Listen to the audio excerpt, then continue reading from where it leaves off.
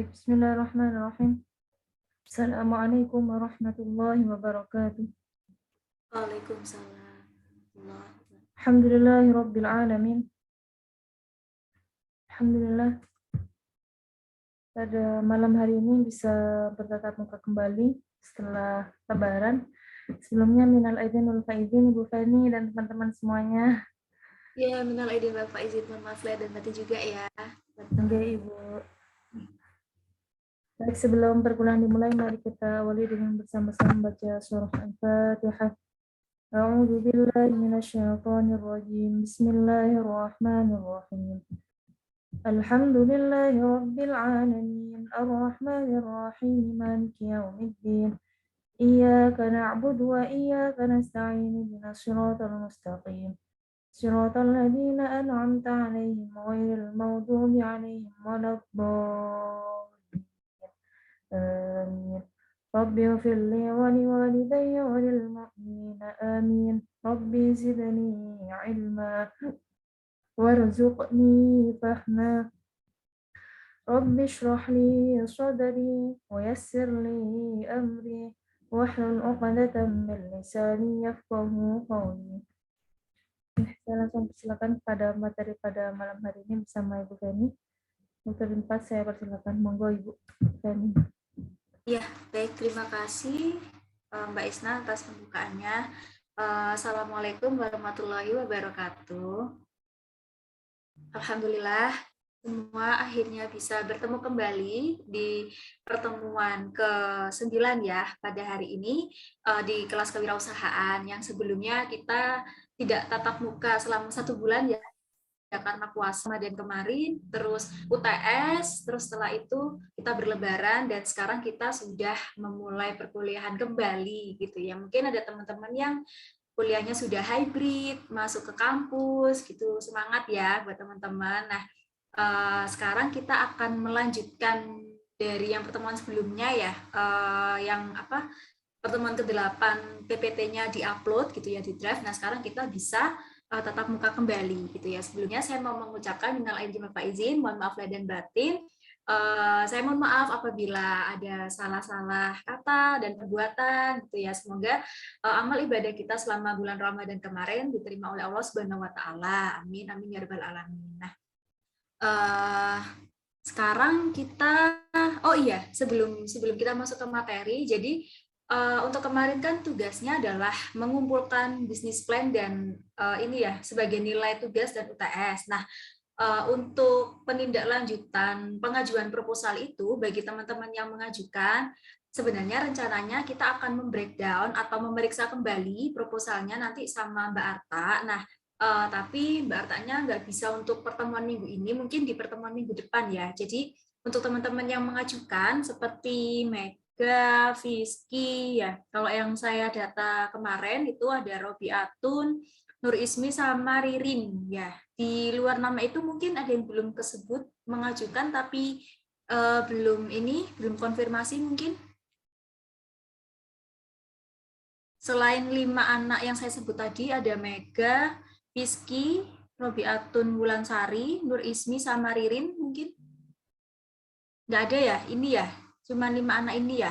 Nah, jadi nanti untuk utamanya, untuk yang 5 anak ini yang mengajukan, itu nanti akan kita breakdown proposalnya, gitu, sesuai dari pesannya Mbak Arta, jadi nanti kita akan membahas, terus kemudian kita periksa kembali, gitu ya. Tapi rencananya minggu depan, gitu ya teman-teman. Jadi untuk yang pertemuan sekarang ini, kita akan melanjutkan materi saja terlebih dahulu untuk penindaklanjutan proposalnya di minggu depan seperti itu ya. Jadi yang sudah saya nilai kemarin juga ini ya sudah nggak ada apa namanya mungkin ada koreksi gitu atau mungkin ada yang udah ngumpulin tapi filenya belum ke-upload atau gimana kayak gitu. Udah clear semua kan ya yang kemarin itu. Ya nanti kalau misalkan ada yang perlu dibenarkan kembali atau gimana gitu nanti bisa bilang ya. Soalnya nanti kita breakdown lagi kok. Mungkin ada teman-teman yang kemarin masih ragu gitu. Ada kok kemarin yang masih ragu, saya ragu mengajukan atau tidak gitu. Nah, nanti bisa mungkin sudah punya kepastian sekarang gitu, boleh bilang gitu. Jadi, saya jadi mengajukan proposal pengajuan dananya gitu ya. Jadi masih bisa untuk konfirmasi gitu sebelum nanti kita membreakdown lagi gitu semuanya gitu.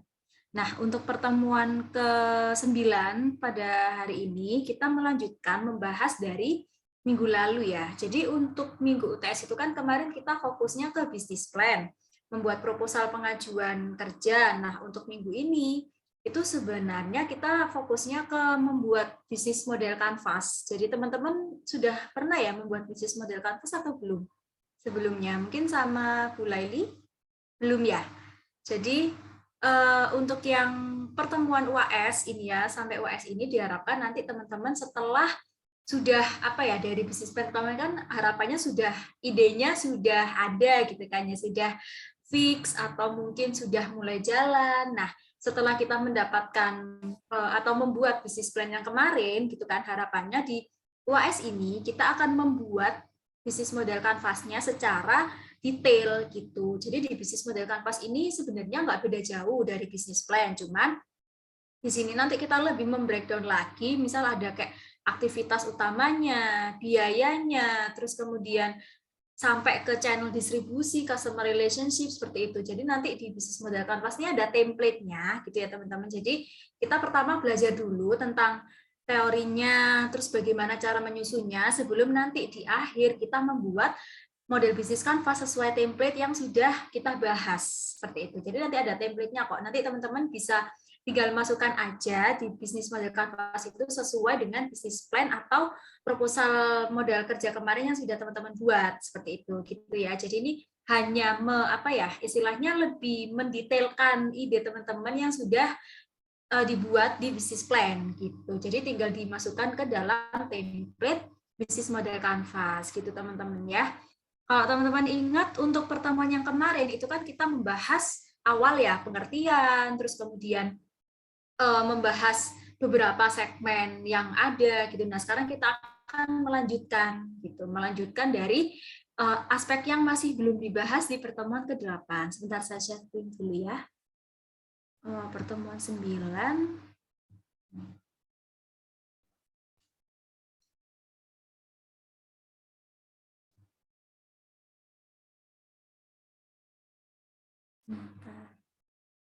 Nah, apakah sudah muncul di teman-teman?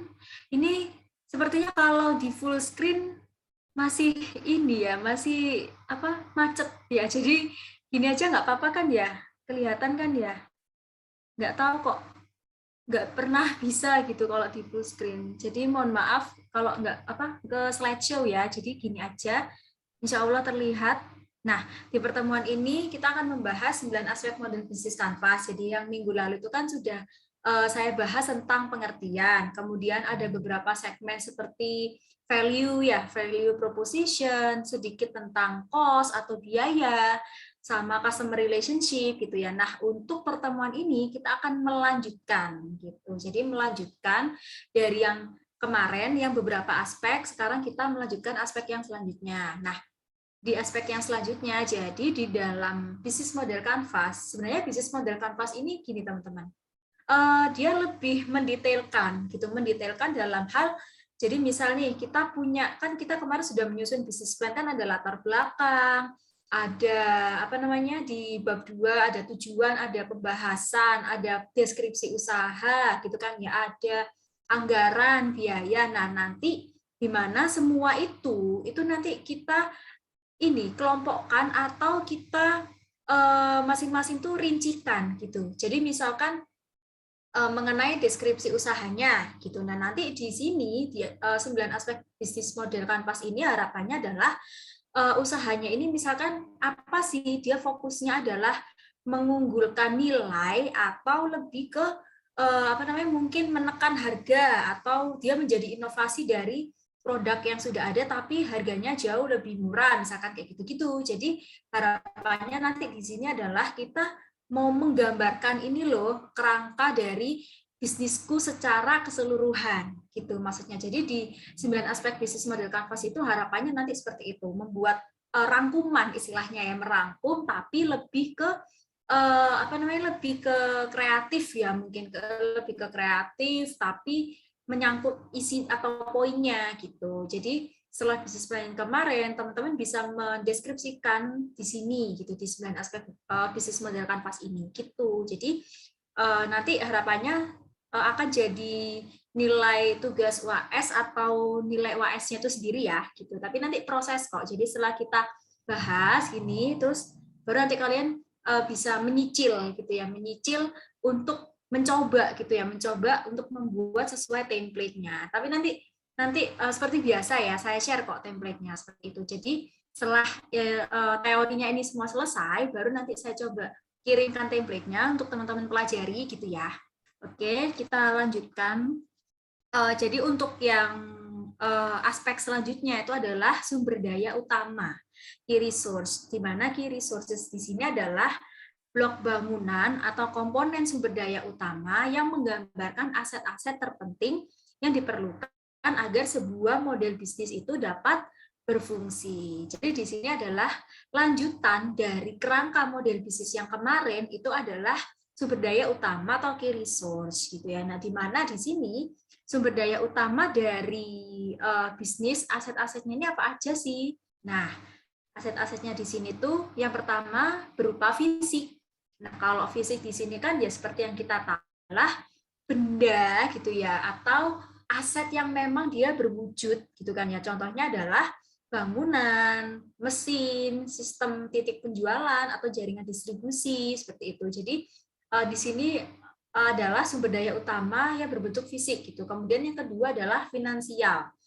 Nah, finansial di sini sudah menjadi bagian juga dari sumber daya utama dalam memulai suatu bisnis atau usaha gitu ya, karena ini menyangkut dari uang kayak gitu, modal kayak gitu. Nah, di sini ketersediaan kas itu baik dari modal sendiri ataupun pinjaman pihak ketiga seperti yang teman-teman sedang lakukan saat ini adalah melakukan proposal pengajuan modal kerja seperti itu ya, atau banyak juga ternyata yang sudah memiliki modal sendiri buat memulai usaha itu juga boleh gitu dan sudah bagus gitu ya. Jadi nggak perlu memikirkan untuk dana ketiga itu tadi gitu ya. Jadi sudah punya modal sendiri, punya dana sendiri, baru kita bisa memulai usaha kita gitu. Kemudian untuk sumber daya utama yang ketiga itu adalah intelektual. Jadi intelektual di sini tuh gimana sih kok bisa jadi sumber daya utama gitu. Kenapa? Karena di sini juga mencangkup seperti pengetahuan. Katakan teman-teman masih baru memulai nih. Nah,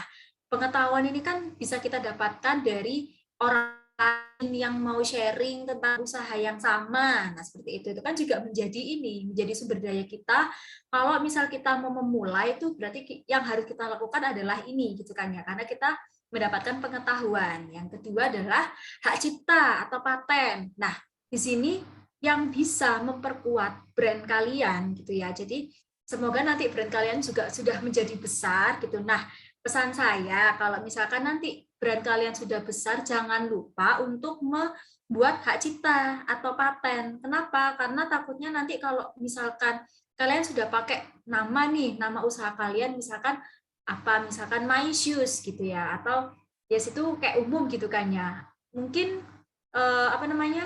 belum ada yang pakai gitu. Nah, karena misal mumpung masih belum ada yang pakai dan kita masih masih pertama yang pakai nama itu, setelah kita survei, setelah kita cari gitu ya. Nah, kita boleh membuat hak cipta itu gitu atau paten supaya nanti nggak dipakai orang lain. Nah, takutnya ini kan kayak kasusnya geprek bensu itu kan kalau teman-teman tahu ya. Jadi geprek bensu itu sebenarnya dari Ruben Onsu atau bensu orang yang lain gitu kan ya. Jadi ini akhirnya ke meja hijau kan, sampai ke meja hijau buat sampai dituntut juga kan ya, dituntut beberapa miliar kalau nggak salah itu. Jadi nah itu takutnya kalau ada kesamaan nama, jadi nanti takutnya ya itu selain dari orang-orang atau konsumen tuh nggak kenal sama produk kalian, itu juga kalian bisa rugi gitu takutnya kalau misal ada orang lain yang mematenkan terlebih dahulu brandingnya seperti itu kan.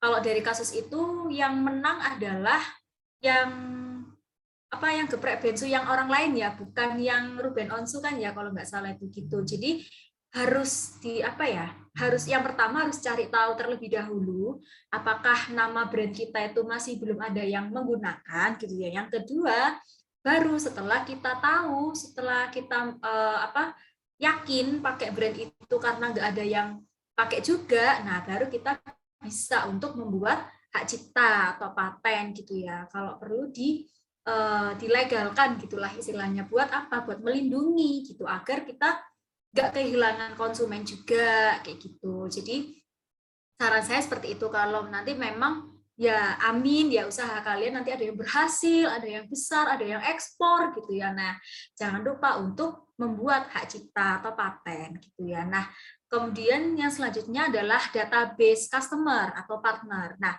di sini database customer juga penting menjadi sumber daya. Kenapa? Karena kan waktu misal kita sudah tahu nih segmen pasar kita kemana. Nah, kita kan tahu toh, oh ternyata di dalam segmen pasar ini tuh ciri-cirinya, misalkan pekerjaan dari konsumen kita itu apa aja, terus usianya berapa. Nah, di dalam database itu kan akan menjadi menjadi sumber daya kita kan. Kalau misalkan nanti kita akan menjual produk kita, oh berarti kita sudah tepat sasaran atau belum. Nah, kayak gitu. Jadi di sini database customer atau partner ini misalkan supplier gitu ya atau mitra gitu. Nah, ini juga menjadi sumber daya usaha ya teman-teman. Nah, untuk yang selanjutnya adalah manusia. Nah, ini memang yang paling penting sih ya. Jadi karena manusia kan bisa melakukan apa saja, bisa menjadi penjual, bisa menjadi produksi, atau orang-orang yang memang bekerja sama dengan kita, itu masuk juga menjadi sumber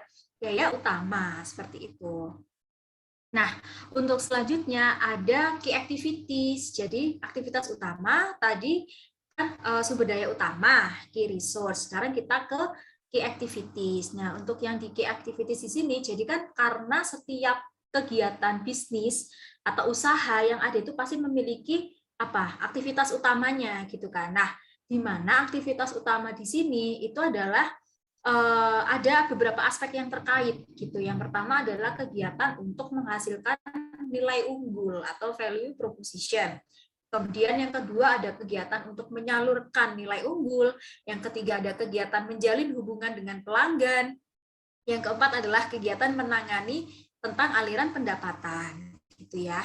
Nah, di sini aktivitas utama menunjukkan kegiatan-kegiatan operasional. Jadi kan karena ya inti dari aktivitas utama itu kan mengoperasionalkan kan, gimana caranya usaha kita itu selalu lancar gitu ya, operasionalnya lancar dan mudah. Nah, caranya tuh yang pertama itu yaitu mewujudkan produk atau jasa yang unggul dan sesuai dengan pasar gitu. Jadi kita memproduksi atau katakanlah mungkin reseller juga. Nah, itu kan kita adalah melakukan atau untuk mewujudkan produk atau jasa unggul sesuai dengan pasar gitu ya. Nah, kemudian setelah kita sudah mewujudkan produk atau jasa tersebut, kita mendeliverykan kepada pelanggan atau mengantarkan gitu ya. Nah, mengantarkan di sini pastinya melibatkan Melibatkan channel atau distribusi gitu ya untuk sampai kepada pelanggan kayak gitu. Jadi di sini di delivery kepada pelanggan itu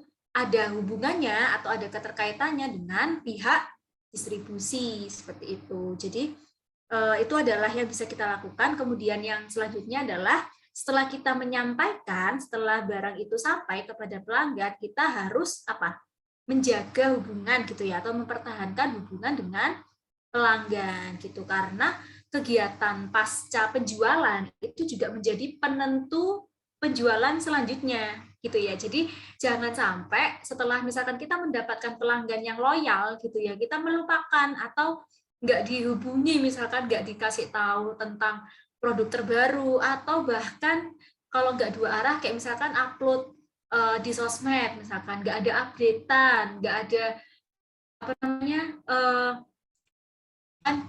anggaplah testimoni atau apa gitu ya. Jadi kan kita nggak tahu nih sebagai konsumen gitu kan.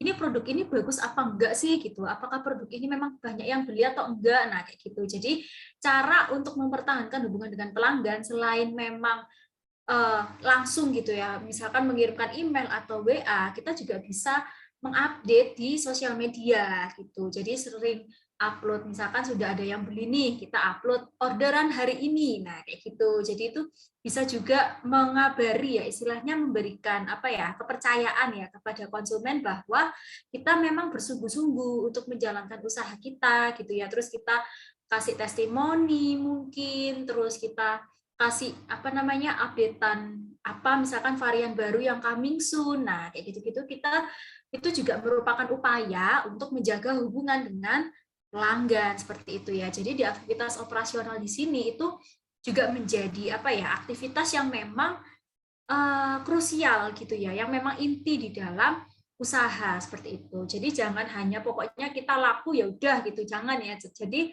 harus tetap dijaga hubungannya dengan pelanggan seperti itu. Salah satunya ya dengan apa? Mengupdate sosmed di Instagram mungkin atau di platform online dan apa ya bisa langsung melalui email atau nge-WA customer yang sudah beli misalkan kayak gitu. Nah, selanjutnya di sini ada aktivitas utama secara garis besar. Jadi di aktivitas utama secara garis besar, di situ ada 3, yaitu aktivitas operasi produksi, operasi jasa pelayanan, dan platform dan jaringan atau platform and network. Nah, di sini ada aktivitas utama secara garis besar ada 3. Yang pertama itu kan operasi produksi. Nah, operasi produksi ini berarti adalah apa? Aktivitas yang dia memang dari awal dilakukan. Jadi dari awal apa? Misalkan kita menginputkan itu input toh. Input berarti kita mengambil barang dari supplier misalkan kayak gitu ya, atau kita beli bahan baku dari supplier terus dijahit atau mungkin di repacking gitu ya. Nah, di sini aktivitas operasi produksi yang pertama yaitu input itu tadi. Berarti input itu adalah apa? Mengambil barang dari pihak lain atau dari supplier atau dari pihak pertama untuk apa? Mendapatkan bahan baku atau apa namanya, kalau misalkan reseller berarti ya kita akan mendapatkan barang yang akan dijual kembali gitu ya. Jadi di input itu yang pertama untuk operasi produksi. Kemudian yang kedua itu adalah transformasi atau proses. Nah, di sini transformasi atau proses itu berarti apa?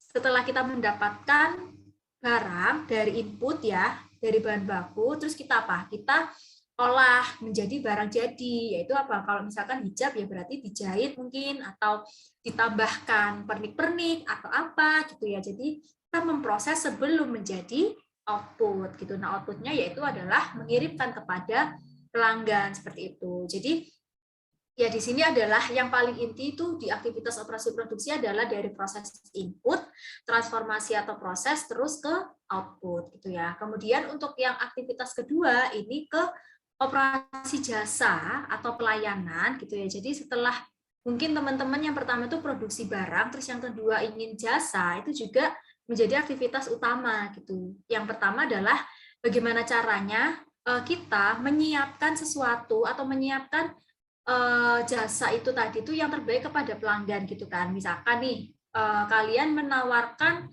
apa misalkan jasa konsultan gitu ya. Jasa konsultan itu berarti apa yang harus kita lakukan pertama. Jadi misalkan nih saya konsultan keuangan gitu. Nah, berarti yang harus saya lakukan untuk memberikan jasa saya kepada orang lain atau kepada konsumen itu apa? Saya harus menyiapkan terlebih dahulu apa saja yang mau saya sampaikan ke konsumen. Misalkan nih saya mengerjakan laporan keuangan bla bla bla kayak gitu ya. Jadi dipersiapkan dulu apa yang harus saya sampaikan, baru kita menyampaikan ke customer tersebut, baru setelah kita sampaikan jasa itu kan jasa kita toh sebagai konsultan menyampaikan, baru nanti selanjutnya adalah menjaga hubungan baik dengan customer. Jadi mungkin ada tindak lanjut setelah konsultasi. Nah, kayak gitu. Nah, sehingga di operasi jasa itu dia lebih apa? Lebih menekankan pada aspek apa?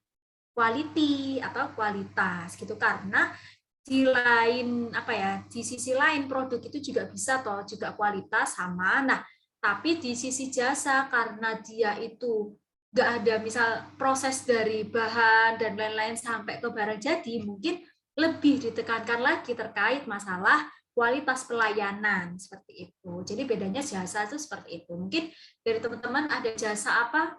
Jasa yang mungkin desain. Nah, kayak gitu desain itu juga jasa toh ya. Kalau misalkan memang apa enggak nyetak atau enggak nyetak stiker atau apa gitu. Nah, itu kan mungkin kalian menawarkan jasa mendesain. Nah, kayak gitu. Jadi kan kita harus menyiapkan terlebih dahulu nih. Misalkan ada rekomendasi desain gitu ya. Terus nanti dikonfirmasi ulang ke customer-nya mau enggak misalkan desain kayak gini atau customer-nya punya ini punya desain sendiri gitu. Nah, baru kita buatkan, baru kita sampaikan gitu kan ya ke konsumen. Nanti konsumen yang menilai apakah dia menerima desain itu atau enggak. Nah, nanti kita yang kayak masih memberi apa namanya? Memfollow up istilahnya gitu ya. Jadi memfollow up customer-nya, nanti kalau misalkan ada rekomend desain lain, nah bisa kita tawarkan. Jadi kayak gitu. Jadi lebih ke mengutamakan pelayanan gitu ya kalau di jasa itu gitu. Nah, yang ketiga itu ada platform dan jaringan. Nah, di sini kenapa kok platform dan jaringan ini menjadi aktivitas utama gitu ya, yang dimana padahal platform dan jaringan ini apa? Di bidang apa toh? Di bidang teknologi kan ya? Teknologi informasi gitu. Nah, kok emang kita harus ya belajar teknologi informasi yang ada sekarang ini, yang maju ini gitu kan. Nah, sebenarnya untuk teknologi informasi kan memang membutuhkan orang yang memang ahli di sana. Nah, tapi kan tidak menutup kemungkinan di zaman sekarang ini kan yang serba industri, serba online, serba apalagi teknologi gitu. Nah, sehingga di sini informasi teknologi ini kita harus tetap melihat sebagai aktivitas utama gitu ya. Mungkin nggak ahli di situ, mungkin kita hanya menggunakan atau memanfaatkan teknologi sebagai pemasaran gitu kan nggak apa-apa toh, tapi masih memang ada bagian dari aktivitas utama kan. Nah, seperti itu. Jadi di dalam platform network ini atau platform dan jaringan itu isinya adalah tentang perancangan, pembangunan, pengembangan hardware software seperti itu. Jadi sama tujuannya adalah untuk apa? Untuk melancarkan gitu ya, atau mempermudah dari usaha kita atau mungkin barang jasa atau apa produksi atau apa itu kan nanti bisa disalurkan atau dipasarkan lewat platform dan jaringan ini gitu kan ya. Karena memang apa namanya di zaman sekarang kan sudah semuanya serba teknologi gitu ya. Jadi kita harus juga mau untuk belajar gitu ya, belajar agar apa enggak ketinggalan zaman atau mungkin ya untuk memajukan usaha kita sendiri gitu. Jadi kita harus mau belajar juga terkait platform and network. Tapi mungkin kalau yang terkait hardware software yang mengembangkan gitu sih yang ahlinya ya. Kayak misalkan contohnya adalah apa? Kalau startup gitu ya. Kalau startup itu kan juga berawal dari teknologi informasi toh orang-orang yang memang ahli di sana gitu ya. Nah, kalau startup sendiri, misalkan teman-teman ada yang pengen berniat untuk ke startup, kayak misalkan buat Gojek, Grab, gitu, itu kan juga apa ya, membutuhkan waktu juga dan tapi memang worth gitu loh, memang memang ternyata dibutuhkan gitu kan oleh masyarakat saat ini, yaitu apa, serba instan gitu kan, kita bisa order apapun lewat aplikasi online gitu kan ya gitu. Nah, kalau memang sudah besar, baru kan kita bisa apa, bisa menikmati dari hasil startup itu tadi meskipun memang waktunya rada lama tapi memang sudah menjawab zaman gitu kan yang serba online serba teknologi seperti itu. Jadi nggak menutup kemungkinan maksudnya di platform dan jaringan itu nantinya akan menjadi apa bagian aktivitas utama bisnis atau usaha di masa depan bahkan di masa sekarang gitu ya teman-teman. Ini adalah mitra utama atau key partnership. Tadi kan sudah key research, sumber daya, terus key tadi apa? Activity. Sekarang kita ke partnership atau ke mitra. Gitu. Jadi di sini adalah komponen yang menggambarkan jaringan pemasok dan mitra yang terlibat dalam bisnis model kita. Seperti itu. Nah, kenapa sih kita harus bermitra? Gitu. Jadi kenapa sih sebuah usaha tuh nggak bisa sendirian gitu? Maksudnya aku lo bisa melakukan apapun, aku bisa produksi, aku bisa memasarkan, aku bisa menganggarkan gitu kan.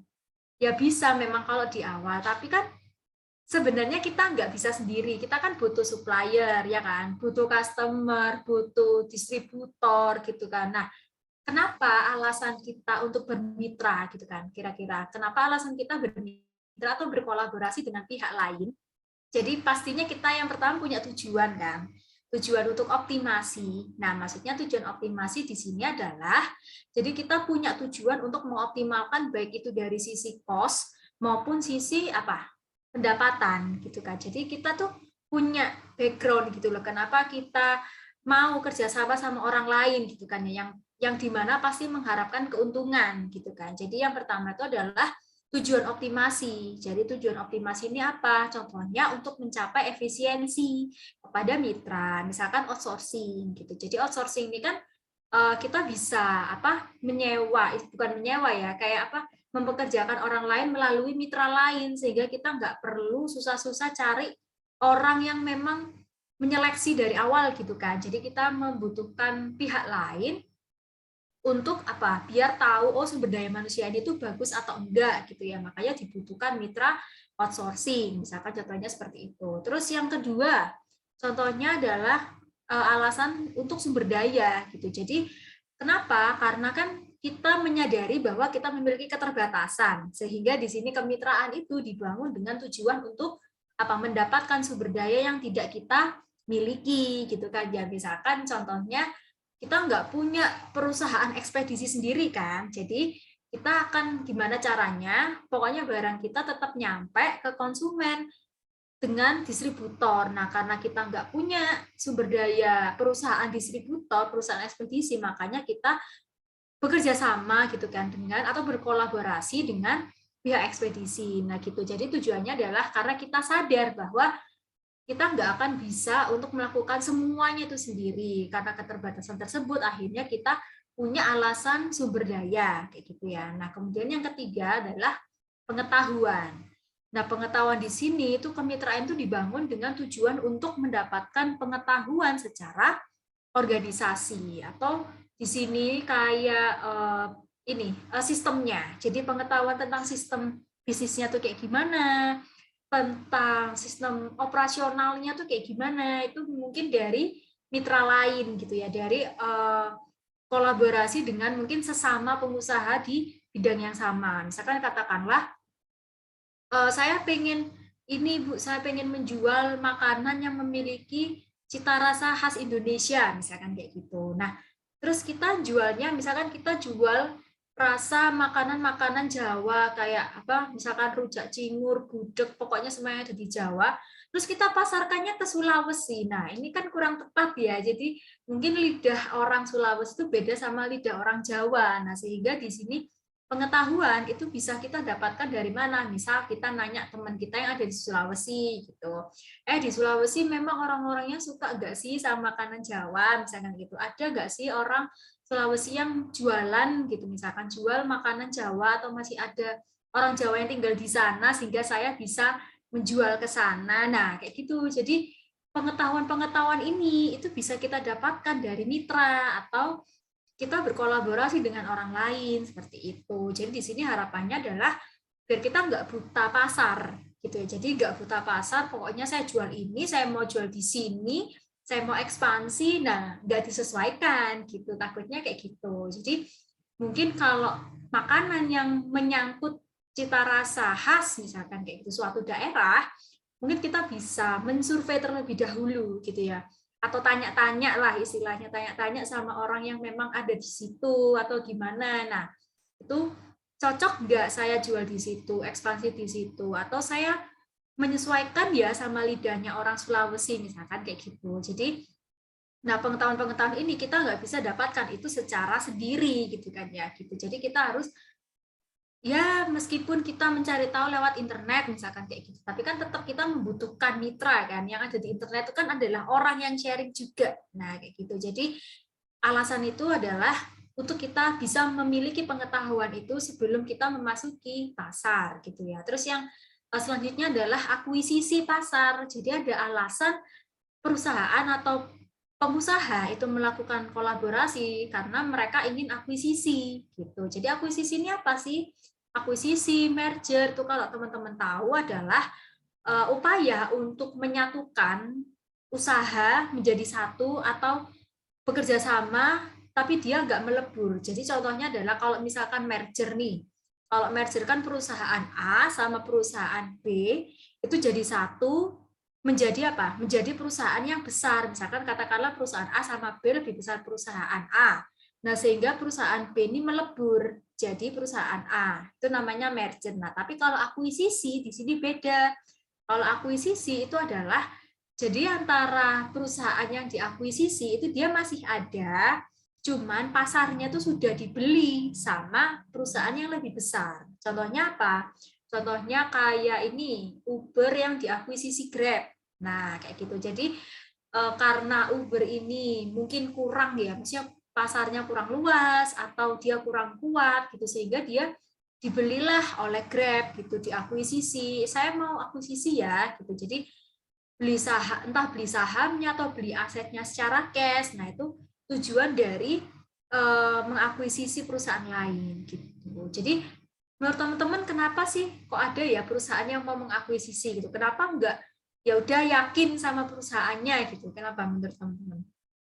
Kenapa kok kita harus mengakuisisi perusahaan yang sudah ada gitu? Padahal itu kan ya mahal kayak gitu kan. Terus belum lagi misalkan kepemilikannya ribet gitu ya, memindah tangankan kepemilikan itu kan juga nggak mudah kan kayak gitu. Jadi alasan dari perusahaan mengakuisisi perusahaan lain itu adalah yaitu tadi untuk apa?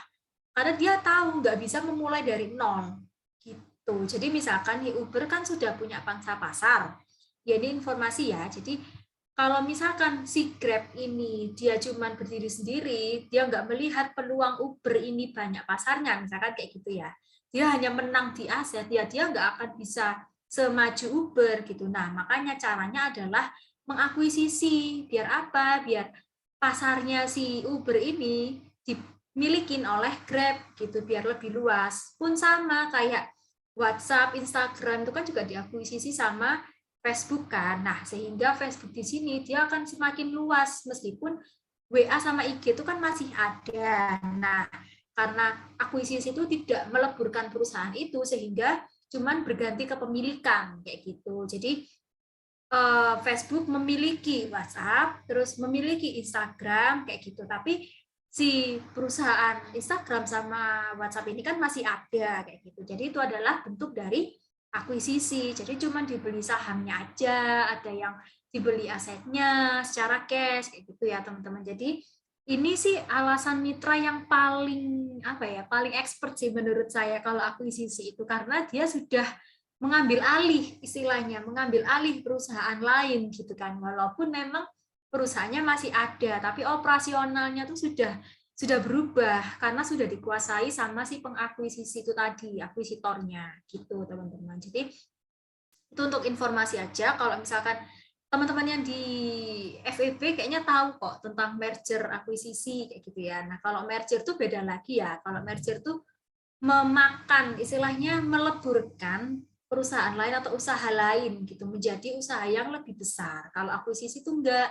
Kalau akuisisi itu hanya membeli kepemilikan gitu istilahnya itu. Karena apa? Karena kita tahu potensi perusahaan yang mau kita akuisisi gitu. Jadi kita tahu oh potensi dia sudah punya nama, dia sudah punya pasar yang luas gitu. Nah, daripada saya membuka usaha dari nol gitu. Jadi saya beli aja si Instagram, saya beli aja si WA. Nah, kayak gitu. Jadi mengakuisisi itu merupakan bentuk kolaborasi atau mitra yang paling tinggi yang menurut saya karena dia membutuhkan apa?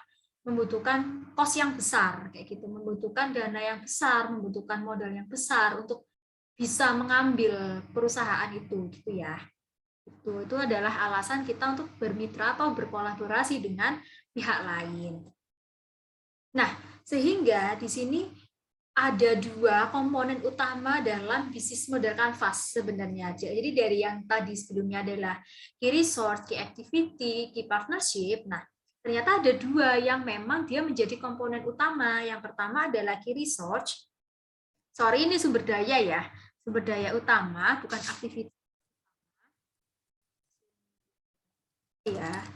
Nah, terus yang kedua adalah key partnership. Itu kenapa di sini? Jadi kita bisa punya resource yang bagus, kita bisa punya aset, punya finansial, punya apalagi teknologi, tapi kita nggak akan bisa optimal tanpa kita punya mitra, gitu ya. Jadi misal kita punya, oke lah, kita punya misalkan bahan baku kain premium untuk hijab, kita punya packaging yang bagus, kita punya apalagi ya, misalkan ekspedisi yang bagus. Oh enggak sampai ekspedisi ya, karena belum partnership. Nah, jadi semua itu, semua bahan, semua aset yang kita punya itu nggak akan bisa optimal gitu ya kalau kita nggak punya mitranya gitu. Jadi gimana caranya, kan barang kita nyampe nih ke customer gitu ya. Jadi pada saat kita sudah membuat usaha sedemikian rupa gitu kan ya, punya resource sebegitu banyak misalkan. Nah,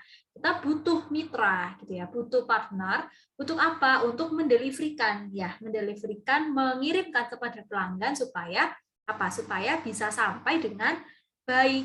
Pun sama, kalau misalkan kita punya mitra, ya kebalikannya maksudnya, kebalikannya kalau misal kita punya mitra yang bagus, tapi kita nggak mencukupi sumber dayanya, ya berarti sama aja gitu ya. Jadi ini dua komponen ini maksudnya saling membutuhkan, saling berkait gitu ya. Jadi misal kayak teman-teman, oke lah saya usahanya punya nama saya udah besar, pasar saya udah gede, tapi pemasok kalian macet, misalkan kayak gitu ya. Jadi supplier kalian sudah nggak mau supply ke usaha kalian. Nah, berarti kan tetap nggak jalan kan, karena mitra kita nggak mau gitu. Jadi maksudnya di sini adalah dua komponen ini yang saling yang saling berkaitan, yang saling berhubungan, saling membutuhkan kayak gitu. Jadi apalah artinya key resource yang baik tanpa adanya mitra? Pun sama, apalah kita artinya punya mitra yang bagus tanpa adanya sumber daya yang cukup. Kayak gitu ya. Jadi di sini dua komponen utama yang ada di bisnis model Canvas. Kemudian selanjutnya adalah ada biaya di struktur biaya atau cost structure. Nah, di struktur biaya sendiri ini adalah komponen yang menggambarkan semua biaya yang dikeluarkan untuk mengoperasionalkan sebuah bisnis atau model bisnis. Kayak gitu. Nah, di mana di sini kalau di dalam gambarnya, di dalam modelnya dari Alexander kan yang membuat adalah Alexander Osterwald kalau nggak salah. Nah, itu dia merupakan blok bangunan yang menjelaskan tentang biaya yang muncul ketika mengoperasionalkan model bisnis, kemudian menciptakan dan memberikan nilai, mempertahankan hubungan pelanggan sampai kita mendapatkan pendapatan dan biaya yang timbul akibat pendapatan tersebut atau terhadap semua yang sudah kita keluarkan sebelumnya kayak gitu. Nah, jadi di sini dia membahas semua ya, istilahnya keseluruhan tentang biaya baik itu yang dikeluarkan sampai yang didapatkan seperti itu di dalam struktur biaya atau cost structure. Nah, di dalam cost structure sendiri itu punya dua driven. Sebenarnya ini kalau di bahasa Indonesia kan rada aneh sih. Ini kayak kalau di bahasa akuntansi kan ada cost driven sama value driven. Jadi istilahnya kalau disederhanakan ya di dalam bahasa Indonesia tuh kayak pacuan. Jadi saya memacu biaya atau memacu nilai kayak gitu. Jadi di sini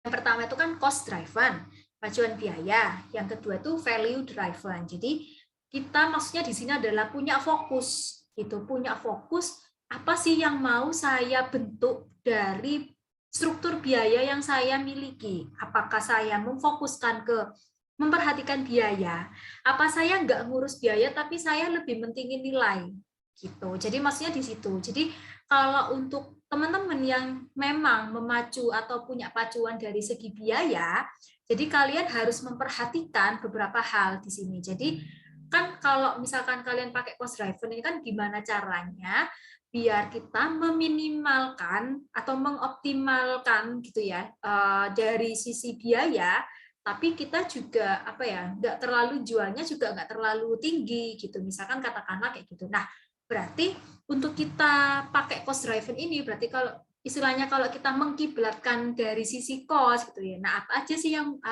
bisa kita perhatikan gitu kan, maksudnya kayak gitu. Jadi kalau misalkan kita memang yang untuk meminimalisir biaya, kita untuk mengecilkan biaya seminim mungkin gitu ya. Nah, yang kita perhatikan adalah yang pertama memperhatikan konsumen yang memiliki sensitif terhadap harga gitu. Jadi kita apa ya istilahnya menyasar konsumen yang dimana memang orang-orang di sini yang sensitif banget sama harga. Maksudnya selisih Rp100 aja diperhatiin. Biasanya siapa yang kayak gitu? Ibu-ibu kan ya. Nah, kayak gitu. Jadi misalkan contohnya adalah kita jual gamis nih, misalkan jual gamis ke ibu-ibu komplek A sampai ibu-ibu komplek B gitu. Nah, kalau kita melihat kiblatnya dari meminimalkan biaya ini, cost driven ini, berarti kita harus apa?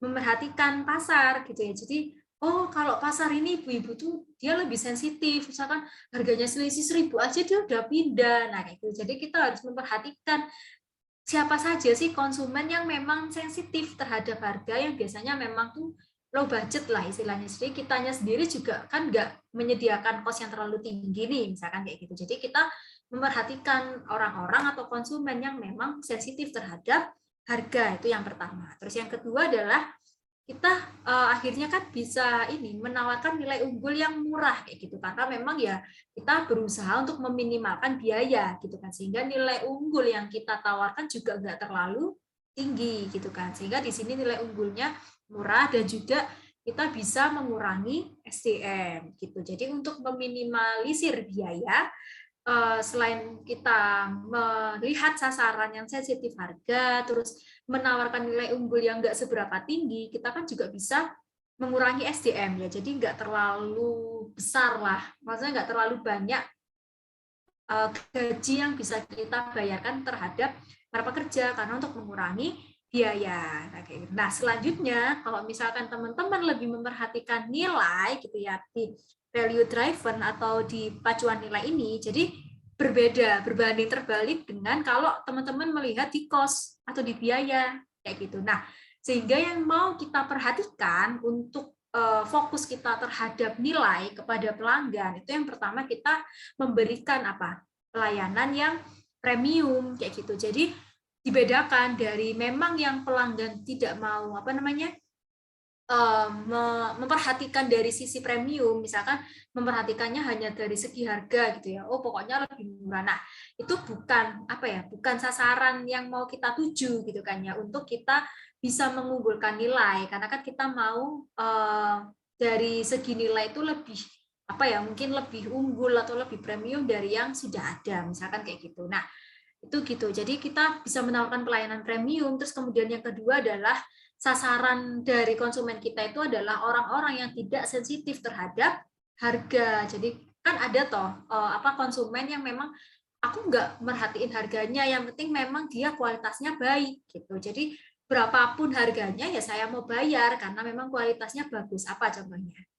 Teman-teman tahu nggak, ada orang yang rela untuk membeli itu karena memang selain prestis mungkin memang barangnya bagus kayak gitu. Apa misalkan nih katakanlah contohnya sepatu gitu ya, sepatu merek apa Adidas atau apa. Nah, itu biasanya kayak teman-teman tuh atau orang-orang tuh mau untuk membayar walaupun harganya lebih mahal dari sepatu lain karena memang kualitasnya bagus. Nah, kayak gitu. Jadi orang-orang yang seperti ini itu adalah yang kita sasar kalau memang kita menggunakan apa pacuan value gitu, yang pacuan nilai kayak gitu. Sama yang selanjutnya adalah nilai unggul kualitas itu di atas rata-rata gitu. Jadi kualitasnya berbeda dong pastinya dari yang memang kita berusaha untuk meminimalisir biaya, kan kualitasnya pasti lebih rendah ya daripada memang yang kita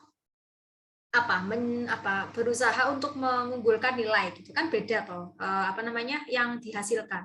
Jadi nilai unggulnya di atas rata-rata gitu, di atas dari yang memang hanya memerhatikan biaya, menekan biaya sehingga kualitasnya kurang. Jadi kita kalau di value itu kita lebih bisa meningkatkan di atas rata-rata. Sama yang selanjutnya adalah memberikan pelayanan khusus gitu. Jadi kita bisa memberikan pelayanan khusus kepada konsumen yang memang dia memerhatikan nilai kayak gitu ya. Jadi karena kita nggak apa ya istilahnya kita punya biaya yang cukup, maksudnya nggak sampai yang mikir gimana caranya menekan kos. Nah, kita bisa nih melakukan pelayanan khusus kayak gitu. Misal ada prioritas mungkin atau apa, atau mungkin karena pelanggannya itu sudah beli berulang kali kita kasih gift. Nah, itu kan bisa kayak gitu. Jadi ada pelayanan khusus kalau memang kita apa mengunggulkan nilai kayak gitu. Jadi karena di sisi kita bisa untuk apa namanya membuat biaya yang sekian, mestinya nggak terlalu memikirkan cara menekan biaya, kita bisa melakukan apa meningkatkan nilai, terus memberikan pelayanan khusus atau apa nilai unggul kita atau kualitas kita bisa di atas rata-rata. Nah, gitu ya teman-teman. Ini adalah lanjutan dari 9 aspek model bisnis kanvas gitu. Nah, sekian dari materi hari ini. Karena memang lanjutannya, jadi dikit aja sih teman-teman. Nanti di minggu selanjutnya kita akan membahas sudah di luar dari 9 aspek model bisnis kanvas ya. Nah, sebelumnya dari teman-teman sendiri ada pertanyaan mungkin? Ada yang mau ditanyakan? Mungkin menyangkut dari diaplikasikan dengan bisnis plan kalian yang kemarin mungkin. Bu, saya kalau usahanya kayak gini, berarti key activity-nya apa ya? Misalkan kayak gitu. Key resource-nya apa ya? Atau ini kayaknya saya harus ke cost driven atau ke value driven ya? Nah, kayak gitu. Mungkin dari teman-teman ada yang mau sharing mungkin? Bu, permisi, saya mau izin bertanya. Ya, Sabrina, monggo. Iya, jadi saya kemarin sempat WA Bu Feni tapi belum terbalas. Oh, iya. sorry. Itu pas kapan? Kalau nggak salah itu waktu kapan ya, Bu? Habis Lebaran? Iya. Oh, bentar ya saya. Iya, itu saya tanya perihal ini, Bu. Ini kan ini. saya mau bikin, maksudnya kan saya udah punya akun Shopee. Ya. Terus itu akunnya itu atas nama saya sendiri gitu, Bu. Username-nya itu pakai nama saya sendiri, pakai username Rinani. Nah, itu kan saya mau rencana maksudnya untuk kalau misalnya saya mau mulai menjual, itu kan maksudnya brand saya ini udah punya hak paten gitu loh, Bu. Udah punya hak paten, tapi tapi saya takutnya itu nggak bisa, kan username Shopee itu kan nggak bisa diubah kan, Bu. Oh, ya saya baru tahu ini. Terus gimana? Nah, itu maksudnya saya tuh mau tanya ke Bu Feni, itu cara bikin official store di Shopee itu gimana ya, Bu? Buat daftar Shopee Mall, terus pokoknya bikin official store-nya gitu, Bu. Ini teknis ya berarti? Iya. Pertanyaan teknis ini kayaknya mungkin bisa sharing ke teman yang sudah punya Shopee, mungkin ada teman-teman di sini yang sudah punya Shopee yang sudah official mungkin buat bisnis gitu.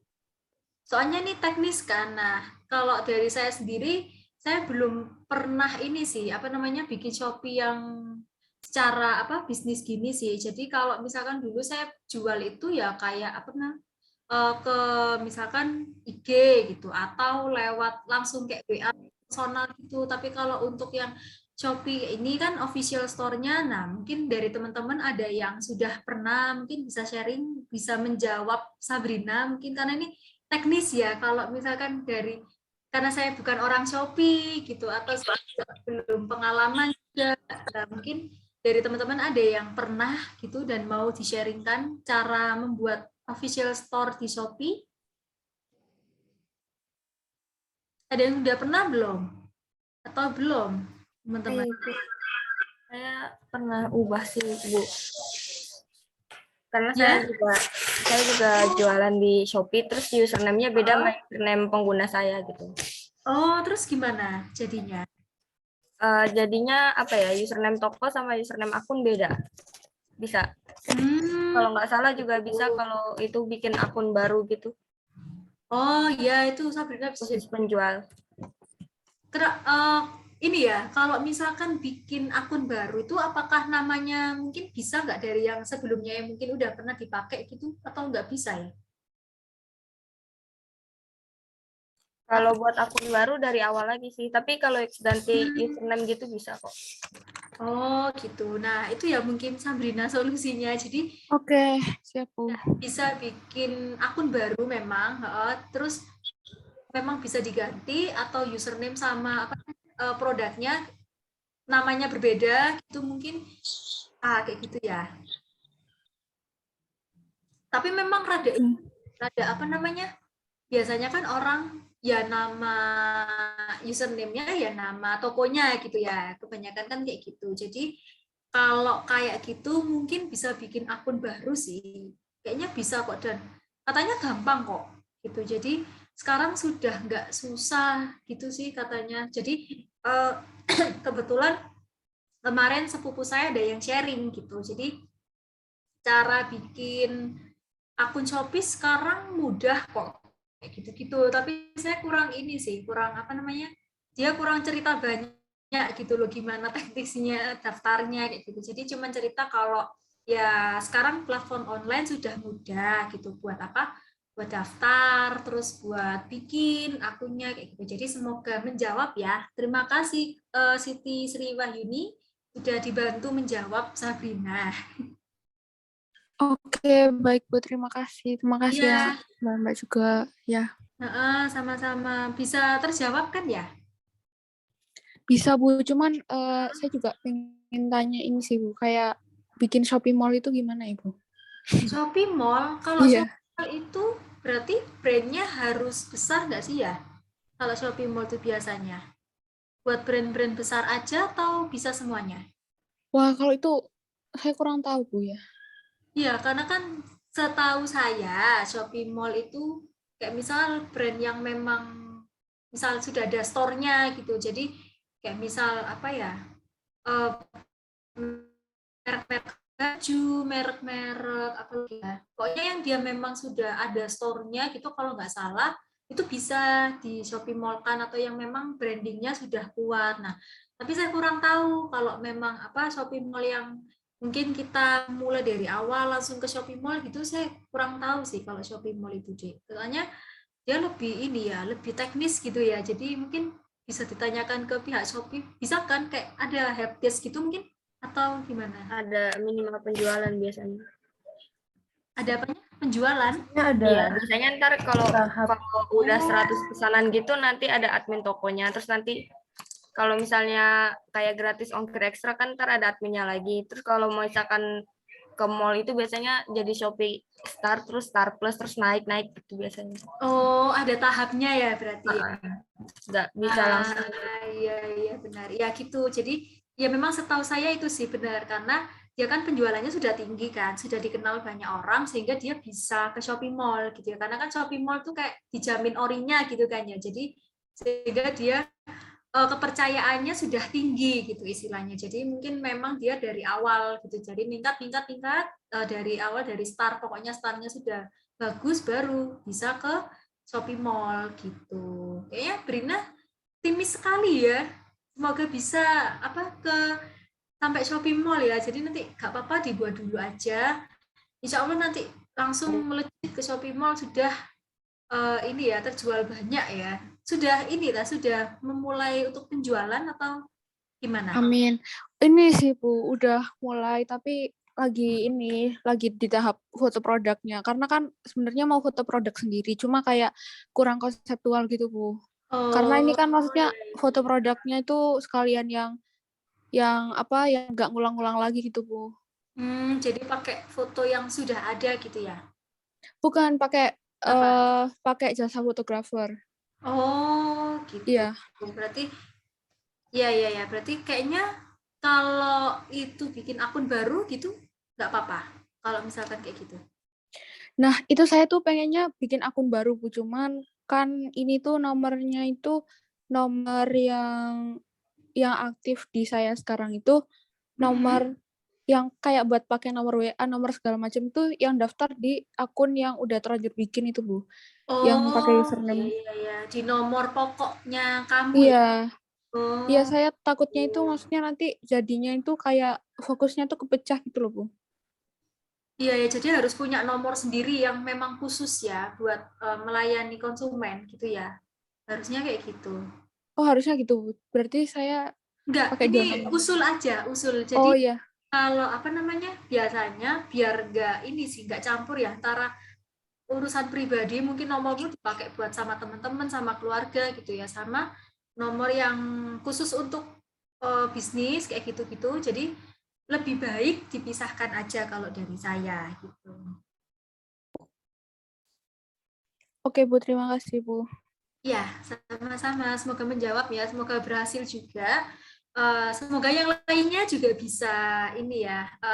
Ada yang sudah mungkin menjual di Shopee, terus sudah start gitu ya, sudah banyak penjualan. Nah, semoga nanti bisa sampai ke Shopee Mall ya, biar nanti apa namanya, penjualannya bisa makin tinggi lagi, karena memang di Shopee Mall itu yaitu setahu saya produk-produk yang memang para konsumennya tuh sudah trust tinggi gitu. Kalau dari karena memang nggak ada yang apa ya, nggak ada yang memang nipu gitu loh, istilah hampir saya beli di Shopee Mall tuh semuanya memang ori gitu. Jadi sudah sudah teruji lah ya gitu. Jadi kalau dari saya sih itu, jadi dicoba aja, terus nanti kalau ada teman-teman yang mau daftar baru juga mungkin bisa menghubungi dari pihak Shopee-nya ya. Ini nggak berlaku di Shopee aja, mungkin di Tokped atau di Lazada atau kalau di TikTok enggak sih kayaknya. Kalau di TikTok tuh dari akun pribadi ya. Soalnya sekarang kan ada TikTok Shop ya kalau nggak salah itu kayak gitu. Jadi kalau di TikTok Shop juga teman-teman bisa manfaatkan. Soalnya memang lebih luas ya dari Instagram kalau nggak salah itu. Jadi dia lebih, walaupun non followers bisa lihat kan ya kalau misalkan di FYP gitu kalau katanya anak-anak, nah gitu. Jadi bisa dimanfaatkan juga di situ gitu. Jadi ya semangat juga buat yang lainnya kayak gitu. Semoga berhasil juga, semoga apa namanya bisa menjual lebih banyak gitu ya. Apalagi ini kan momennya mungkin setelah Lebaran, orang-orang pada sudah punya THR gitu ya. Mungkin bisa untuk beli-beli barang yang mereka mau. Nah, ini momen di saat kita bisa menawarkan yang lebih baik gitu. Nah, itu ya. Mungkin ada yang mau nanya lagi dari teman-teman? Ada yang ingin ditanyakan lagi?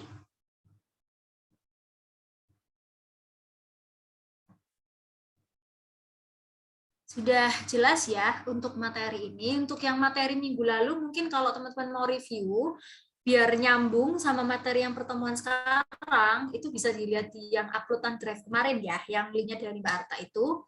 Nah, untuk minggu depan, berarti nanti kita akan membahas, membreakdown lagi terkait proposal yang sudah teman-teman ajukan di di pertemuan sebelum UTS gitu ya. Jadi kita akan memeriksa lagi, mungkin ada teman-teman yang ingin berubah pikiran, mau mengajukan yang awalnya masih ragu juga monggo gitu ya. Jadi akan kita periksa lagi dengan Mbak Arta ya tentunya nanti di minggu depan gitu. Nah, kalau memang sudah nggak ada yang ditanyakan, saya tutup ya. Terima kasih untuk pertemuan pada hari ini dan terima kasih juga buat teman-teman yang sudah aktif, sudah partisipasi gitu ya, dan juga ini ya, nanti saya lihat juga Instagramnya di sosmed kalian, barangkali sudah ada updatean, barangkali sudah ada yang menjual kayak gitu. Nah, itu nanti bisa kalian update juga ya, biar ada perkembangannya di Instagram kayak gitu. Nah, ya terima kasih, cukup untuk hari ini dari saya. Sekian, wassalamualaikum warahmatullahi wabarakatuh.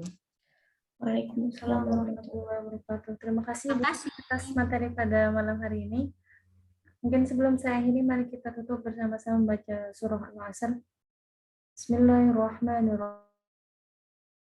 Innal insana lafi khusr illa alladziina aamanu wa 'amilus shalihati wa tawassaw bil haqqi wa tawassaw bis sabr. Subhanakallahumma wa bihamdika asyhadu an la ilaha illa anta astaghfiruka wa atubu ilaik. Terima kasih banyak Ibu Feni atas materi pada malam hari ini. Terima kasih juga teman-teman. Ya, sama-sama. Kurang lebihnya mohon maaf. Wassalamualaikum warahmatullahi wabarakatuh. Waalaikumsalam warahmatullahi wabarakatuh.